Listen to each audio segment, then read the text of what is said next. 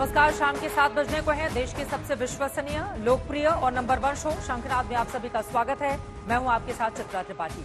हमने आपसे वादा किया है कि पूरे 400 दिन तक हम आपको चुनाव से जुड़ी हुई हर बड़ी खबर दिखाएंगे और उसी काउंटडाउन का आज 352वां दिन है। लोकसभा चुनाव नजदीक आ रहा है और चुनाव जितना ही नजदीक आता जा रहा है, राजनीतिक दलों की रस्साकशी उतनी ही तेज होती जा रही है। इस समय जो राजनीतिक भूकंप आया हुआ है, उसके केंद्र में है सीबीआई। नौकरी के बदले जमीन घोटाले के मामले में सीबीआई ने आज आरजेडी सुप्रीमो लालू प्रसाद यादव से लंबी पूछताछ की। लालू यादव से पूछताछ हुई तो विरोधियों ने एक सुर में वही आवाज उठाई कि केंद्र सरकार 2024 के चुनाव में विपक्षी एकता से घबरा गई है। अब दोनों तरफ से बयानबाजियों का दौर जारी है।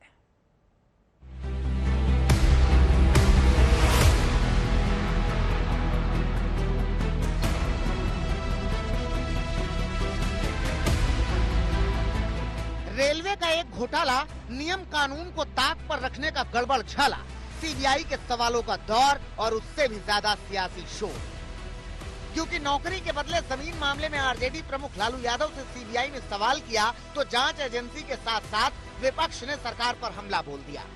सीबीआई के सवालों वाली कार्रवाई को विपक्ष साजिश बता रहा है। 2024 के चुनाव से पहले लालू यादव की हुंकार का नतीजा बता रहा है। उसके पीछे मकसद क्या है? मकसद है कि किस तरह से हम डिमोरलाइज करें। यह भी है कि पहला जो चार्जशीट था उसमें इनका नाम नहीं था। रेलवे के लोगों ने इसको घोटाला नहीं माना। उसके बाद जो है चार्जशीट में इनका नाम जो है शामिल किया गया और पूछताछ की कार्रवाई जो है शुरू हुई। तो ये कुल मिला जुला करके आप देखिए कि सारा अपोजिशन, भारतीय जनता पार्टी का विरोध करने वाले तमाम लोग ये शिकार हो रहे हैं इस तरह के। लालू यादव से सीबीआई ने 2 दौर में पूछताछ की। करीब 2 घंटे तक पहले दौर की पूछताछ चली। डीआईजी स्तर के अधिकारी ने सीबीआई टीम का नेतृत्व किया। कई दस्तावेज दिखाकर लालू यादव से घोटाले पर सवाल किया। कुछ देर बाद दोबारा सीबीआई की टीम मीसा भारती के आवास पर पहुंची। लालू यादव से दूसरे दौर की पूछताछ शुरू हुई। लालू परिवार सीबीआई के इस एक्शन को 2024 के चुनावों से जोड़ रहा है और इस बहाने बीजेपी पर हमला बोल रहा है। वहीं बीजेपी एक के बाद एक घोटाले याद दिला रही है। लालू परिवार को इन घोटालों में शामिल बता रही है। कहीं कोई दिक्कत वाली, भ्रम वाली स्थिति या कुछ न्यूज चैनल ऐसे जो सेंसलाइज करा के चलाएंगे, अब क्या हो? तो इसमें वो नहीं होना। केस में देखिए दम है ही नहीं। ये हम भी जान रहे हैं, ये जांच एजेंसियां भी जान रही हैं। मुझे इस परिवार से 3 सवाल पूछने हैं। लालू जी, आप चारा घोटाले में जेल गए कि नहीं गए? कन्विक्शन हुआ कि नहीं हुआ? रेलवे मंत्री थे तो रेलवे का होटल रांची का भुवनेश्वर का एक व्यापारी को बेचा गया कि नहीं गैर कानूनी तरीके से? उसके एवज में आपके परिवार को पटना में एक बड़ी जमीन मिली कि नहीं मॉल की? और जो लोग को जमीन के बदले नौकरी दी गई है वो अधिकांश तो आप ही के समाज के हैं, लेकिन महंगी जमीन उनसे ली गई सस्ते भाव पर और नौकरी दी गई। तो इस बात का जवाब तो देना पड़ेगा ना आपको। दरअसल 2004 से 2009 के बीच लालू यादव के रेल मंत्री रहते हुए घोटाला हुआ। बगैर किसी विज्ञापन या नोटिस के ग्रुप डी की नौकरी निकाली गई। ग्रुप डी में नौकरी देने के एवज में अभ्यर्थियों से जमीनें ली गई। अभ्यर्थियों ने राबड़ी देवी और लालू की बेटी को गिफ्ट में जमीन दी। घोटाले के आरोपों पर बिहार में यह सियासत तब शुरू हुई जब सीबीआई की टीम ने पटना में राबड़ी देवी से सवाल किया और फिर लालू यादव से पूछताछ का नोटिस थमा दिया। ये चाहे जितना भाजपाई भेजे सीबीआई, कमजोर नहीं होगी 2024 की लड़ाई।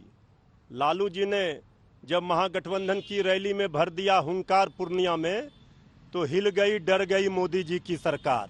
आज अगर किसी को कोई ऐतराज है तो ललन सिंह जी से पूछना चाहिए कि क्या ललन सिंह जी ने लालू यादव को फंसाने के लिए इन लोगों को पैसे देके भेजा था कि तुम लोग जाओ और लालू यादव को कहना कि आप हमको नौकरी दीजिए, इसके बदले हम जमीन आपको लिख के देते हैं, या लालू जी ने स्वयं अपने मर्जी से नौकरी दिया और नौकरी के एवज में उनसे जमीन वसूला।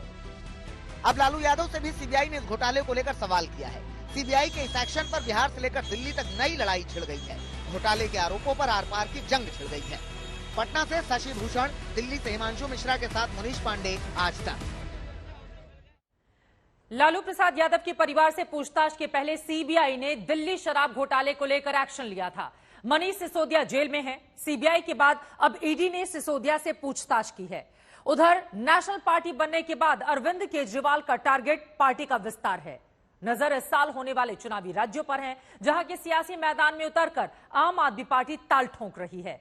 तो वहीं दिल्ली में बीजेपी और आप की लड़ाई आर पार की इस वक्त बन चुकी है।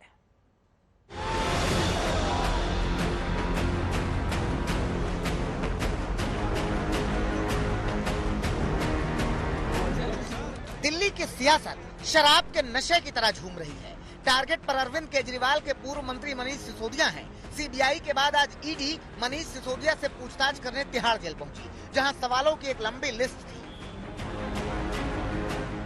साथ में ईडी इस मामले से जुड़े 2 शख्स लेकर पहुंची थी, जिन्हें सिसोदिया के साथ बिठाकर सवाल जवाब किए गए। उस टीम ने मनीष सिसोदिया का आमना सामना इस मामले के 2 अहम चश्मदीदों से कराया।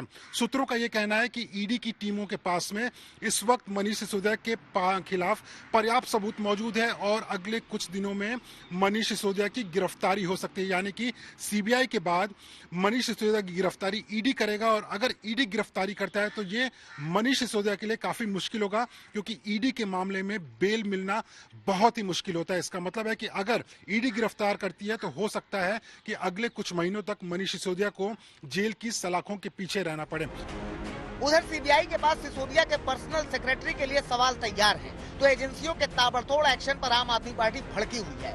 आज केजरीवाल ने एक बार फिर मोर्चा संभाला और सिसोदिया के साथ सत्येंद्र जैन की जमकर तारीफ की, तो सरकार की नीतियों पर सवाल खड़े किए। मनीष सिसोदिया और सत्येंद्र जैन बहुत बहादुर हैं, देश के लिए जान भी दे सकते हैं। जेल की कोठरी उनके बुलंद हौसलों को नहीं तोड़ पाएगी।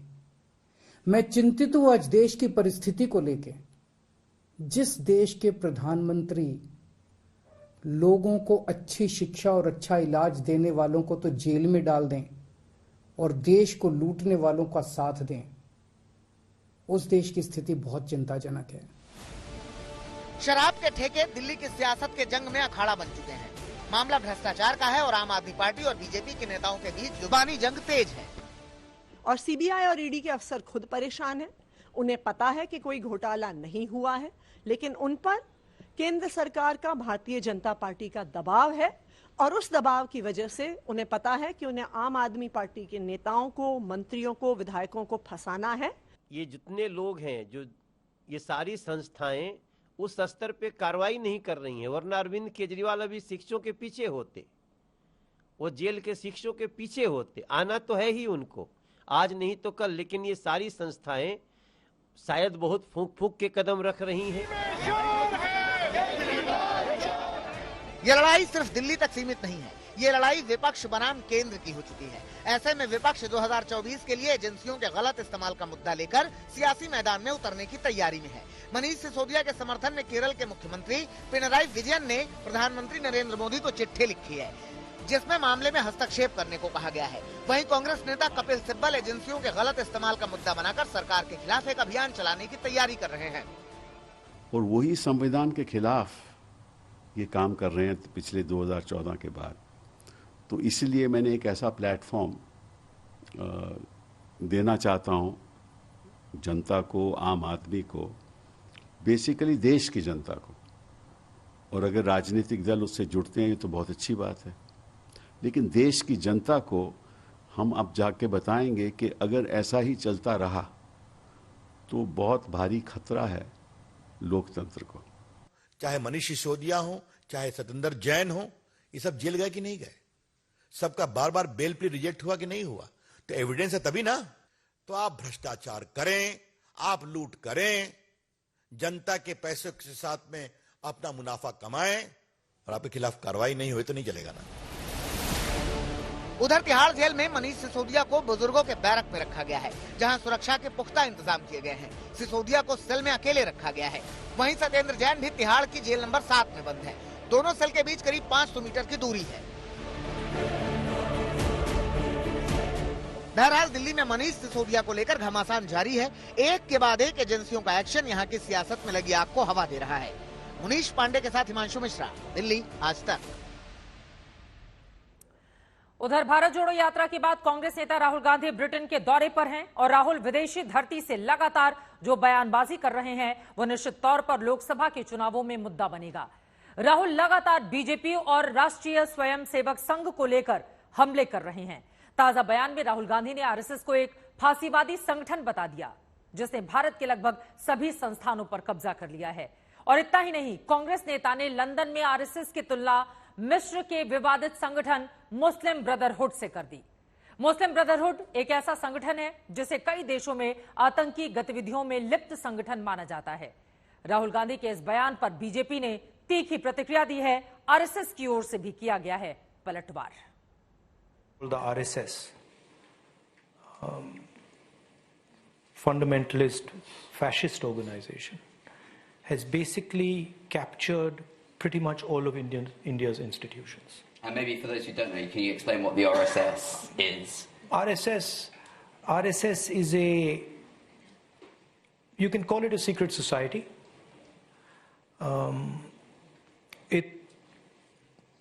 It's built along the lines of the Muslim Brotherhood, and the idea is to use the democratic contest to come to power and then subvert the democratic contest afterwards. And it shocked me at how successful they've been at capturing the different institutions of our country. Rahul Gandhi ने संघ के बारे में बहुत बोला है। मैंने सदन के अपने भाषण में एक टिप्पणी की थी कि क्या राहुल गांधी आरएसएस का पूरा नाम जानते हैं, तो इस पर सांसदों में बहस हो गई। क्या आरएसएस के फाउंडर का नाम जानते हैं, इस पर भी चर्चा हो गई। चलिए उसकी बात छोड़िए। आपने संघ की तुलना मुस्लिम ब्रदरहुड से की थी। इससे बड़ी कोई शर्मनाक बात हो सकती है? कंडेमनेबल, भर्त्सना योग्य। राष्ट्रीय स्वयंसेवक संघ की आलोचना आपके परनाना जी नेहरू जी भी करते थे, आपकी दादी जी इंदिरा गांधी भी करती थी, आपके पिताजी राजीव गांधी भी करते थे, आप भी करते हैं। राष्ट्रीय स्वयंसेवक संघ कहां से कहां पहुंच गया, उसकी विचारधारा का प्रभाव देश के ऊपर है। और आपकी पार्टी कहां से कहां सिमट गई और 24 में और सिमटने वाली हैं आप। तो विदेश की धरती से फिर वही बात कह रहे हैं। हमारा स्पष्ट आरोप है कि राजीव गांधी माओवादी और अराजक विचारधारा और तत्वों के प्रभाव में है। 2024 के चुनाव के अलावा इसी साल राजस्थान में भी चुनाव होने हैं। एक तरफ राहुल गांधी और बीजेपी के बीच वार पलटवार जारी है, तो वहीं राजस्थान में वीरांगनाओं का मुद्दा छाया हुआ है। पुलवामा हमले में शहीद जवानों की वीरांगनाएं अपनी मांगों पर अड़ी हुई हैं और गहलोत सरकार घिरी हुई है। मगर इस विवाद में अब सचिन पायलट भी शामिल हो गए हैं। सचिन पायलट ने वीरांगनाओं के हक में गहलोत को खत लिखा है। ये चिट्ठी इशारा कर रही है कि चुनाव से पहले एक बार फिर अगर गहलोत वर्सेस पायलट हो जाए तो फिर आश्चर्य नहीं होगा।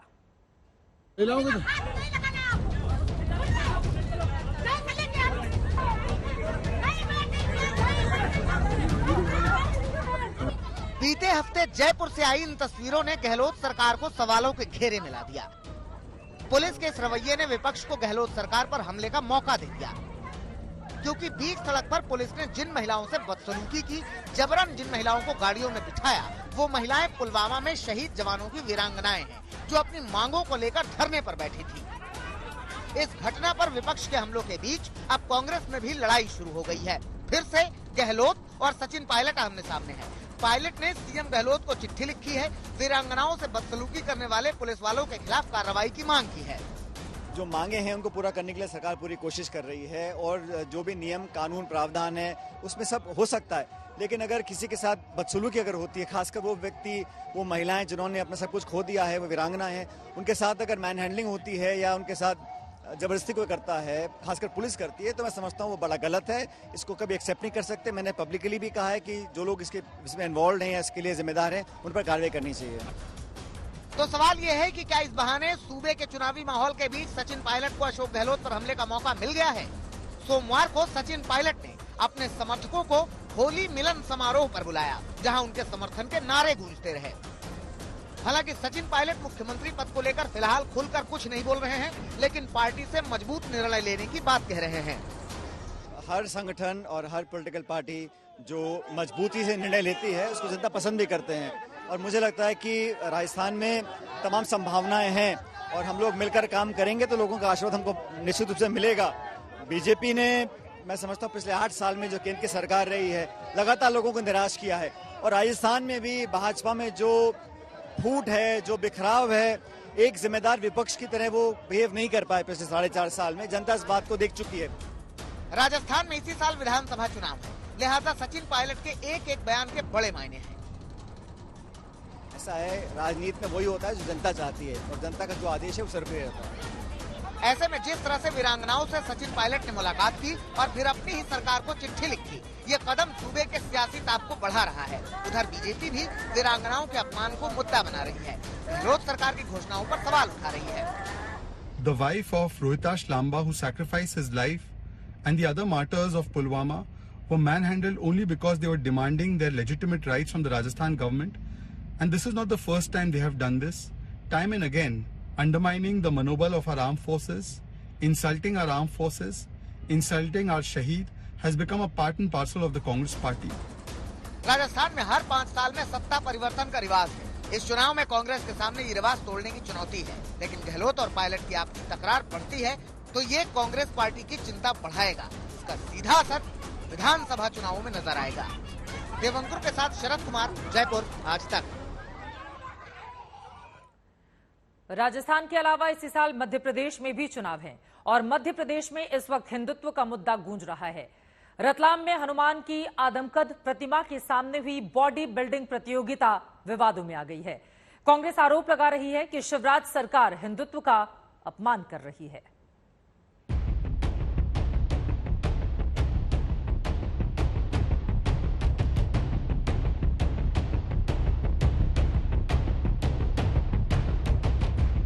बात बात पर आहत हो जाने वाले मध्य प्रदेश के गृह मंत्री नरोत्तम मिश्रा इन तस्वीरों पर आहत नहीं हुए।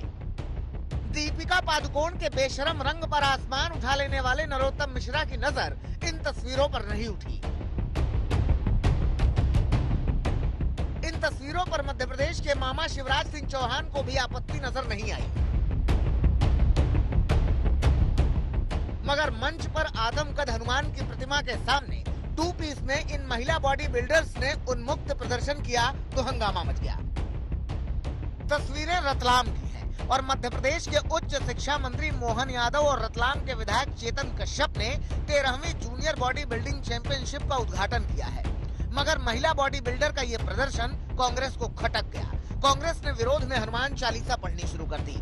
रतलाम में हुई बॉडी बिल्डिंग चैंपियनशिप में कांग्रेस ने अश्लीलता परोसने का आरोप लगाया। भगवान हनुमान के सामने, उनके मूर्ति के सामने जिस तरीके से ये बॉडी बिल्डिंग प्रतियोगिता हुई थी, उसे लेकर के कांग्रेस पुरजोर विरोध कर रही है। और अब कांग्रेस कार्यालय भोपाल में कांग्रेस के कार्यकर्ता जो हैं, प्रवक्ता यहाँ पर हनुमान चालीसा का पाठ कर रहे हैं।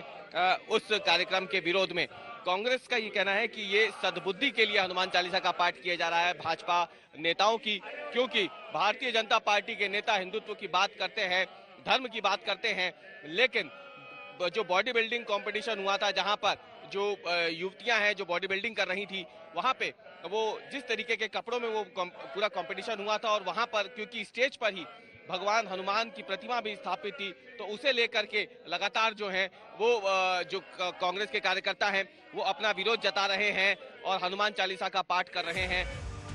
वैसे तो कांग्रेस अपने आप को सेकुलर पार्टी कहती है, गाहे बगाहे सॉफ्ट हिंदुत्व का भी रुख कर लेती है, मगर रतलाम की इस चैंपियनशिप की इन तस्वीरों ने कांग्रेस को इस कदर आहत किया है कि वो कट्टर हिंदुत्व की राह पर निकल आई है।